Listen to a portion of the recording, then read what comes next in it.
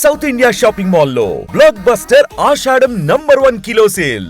గత వారం క్రితము యాక్చువల్లీ ఈ కర్ణాటక బార్డర్ ఏదైతే ఉంటుందో రాయచూర్ అంటారు కదా, ఆ రాయచూర్ దగ్గర ఒక భర్త నీళ్ళలో పడిపోయిండు.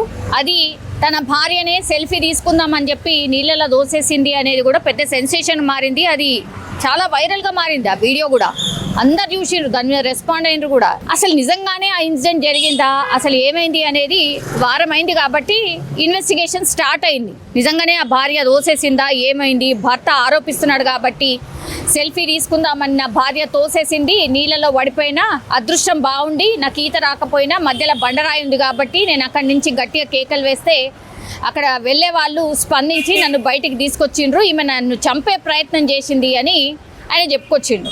తీరా చూస్తే ఏంది, యాక్చువల్లీ కేవలం నెల మాత్రమే అయింది వాళ్ళిద్దరు మ్యారేజ్ అయ్యి, నెల రోజులు అయింది అంతే. అక్కడనే దగ్గరలో ఉంటారు, అత్తగారి నుంచి అమ్మగారింటికి, అమ్మగారి నుంచి అత్తగారింటికి ఏదో పోతున్నారు.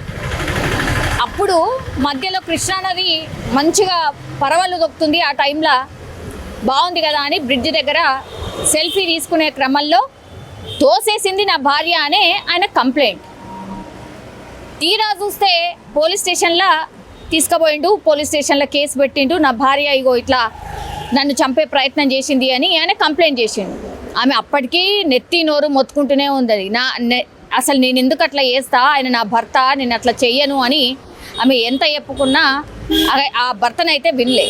తీరా చూస్తే కేసు పెట్టిన తర్వాత ఏమైంది, ఆ అమ్మాయికి కేవలం 16 సంవత్సరాలు మాత్రమే, అంటే మైనర్ బాలికను పెళ్లి చేసుకున్నాడు.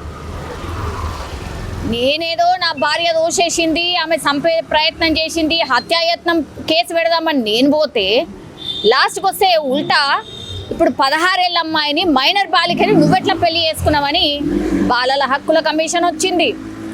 తర్వాత ఈయన మీదనే పోక్సో చట్టం అయింది. ఇట్లా కేవలం 16 సంవత్సరాల వయసున్న ఆమెకి గంత చంపే అంత గంత భర్త అంటే రెస్పెక్ట్ లేకుండా చంపే ప్రయత్నం చేస్తుందా?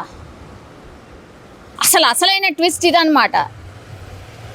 భర్తనేమో ఏమనుకున్నాడు, నిజంగానే అక్కడ ఏం జరిగిందో మనకు తెలియదు. ఆ ఇన్వెస్టిగేషన్ ఒకవైపు నడుస్తున్నది. యాక్చువల్లీ ఈయన ఏమనుకున్నాడు, మరి నిజంగానే ఈమెను వదిలించుకునే ప్రయత్నం ఏమైనా చేసిండా తెలియదు.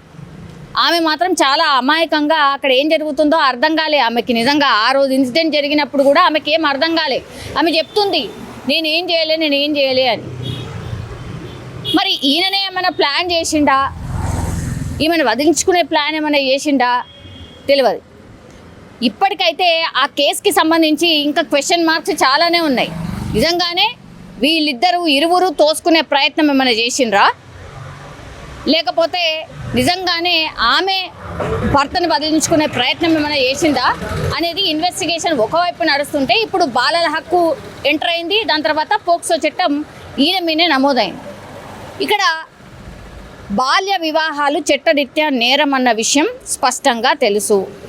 వీళ్ళమ్మ నాన్న ఎట్లా చేసిండ్రు, తర్వాత ఆ పిల్లగాడు ఎట్లా చేసుకుంటాడు అసలు నాకు అర్థం కాదు. తీరా చూస్తే ఈయనకే శిక్ష పడుతుంది, ఈయననే జైలు ఉంటాడు తప్పించి ఆ అమ్మాయికి అయితే ఏం కాదేమో అనిపిస్తుంది నాకు తెలిసి అయితే. బికాస్ ఆమె బాలల హక్కుల చట్టం అసలు ఉండంగా నువ్వు ఎట్లా పెళ్లి చేసుకుంటావు అనేది ఫస్ట్ క్వశ్చన్. పోక్సో చట్టం కింద కేసు నమోదైంది. మరి నేరం ఎవరి వైపు ఉంది, నీ వైపే ఉంది.